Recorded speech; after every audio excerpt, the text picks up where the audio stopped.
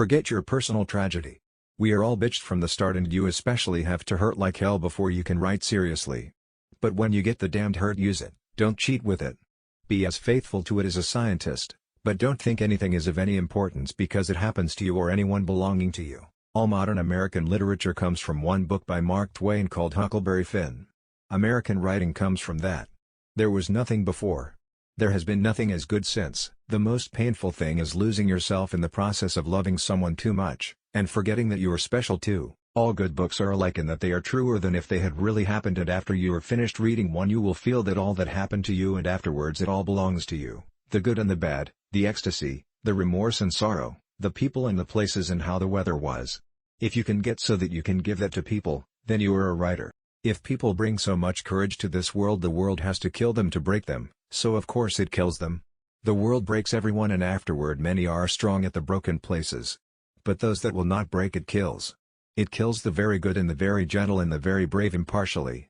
If you are none of these you can be sure it will kill you too, but there will be no special hurry. You expected to be sad in the fall.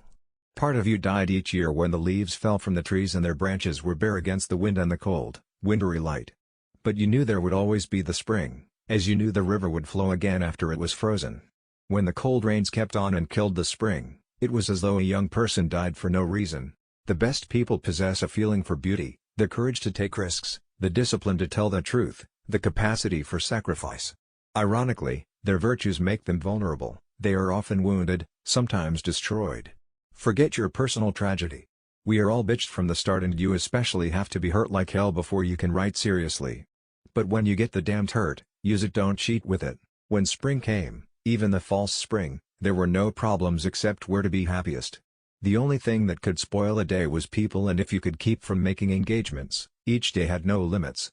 People were always the limiters of happiness except for the very few that were as good as spring itself.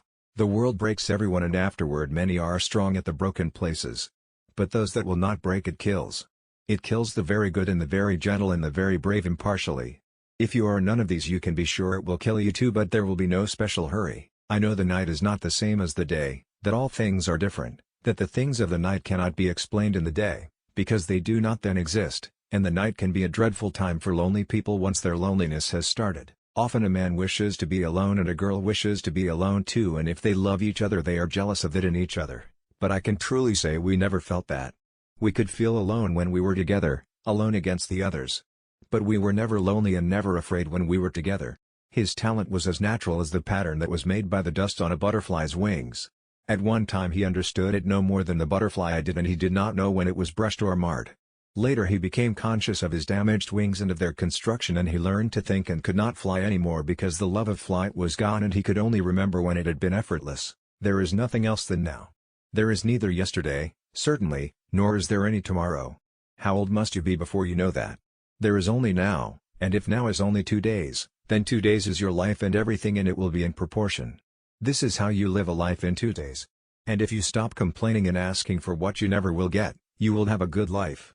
A good life is not measured by any biblical span. After writing a story I was always empty and both sad and happy, as though I had made love, and I was sure this was a very good story, although I would not know truly how good until I read it over the next day.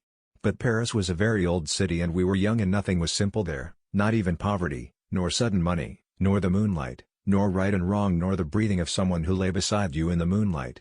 As I ate the oysters with their strong taste of the sea and their faint metallic taste that the cold white wine washed away, leaving only the sea taste and the succulent texture, and as I drank their cold liquid from each shell and washed it down with the crisp taste of the wine, I lost the empty feeling and began to be happy and to make plans. He always thought of the sea as la mar, which is what people call her in Spanish when they love her. Sometimes those who love her say bad things of her, but they are always said as though she were a woman. Some of the younger fishermen, those who used buoys as floats for their lines and had motorboats, bought when the shark livers had brought much money, spoke of her as El Mar, which is masculine. They spoke of her as a contestant or a place or even an enemy. But the old man always thought of her as feminine and as something that gave or withheld great favors, and if she did wild or wicked things it was because she could not help them. The moon affects her as it does a woman, he thought. The coward dies 1,000 deaths, the brave but one. The man who first said that, was probably a coward. He knew a great deal about cowards but nothing about the brave. The brave dies perhaps 2,000 deaths if he's intelligent. He simply doesn't mention them. How little we know of what there is to know. I wish that I were going to live a long time instead of going to die today, because I have learned much about life in these 4 days, more, I think, than in all other time. I'd like to be an old man to really know. I wonder if you keep on learning, or if there is only a certain amount each man can understand. I thought I knew so many things that I know nothing of. I wish there was more time.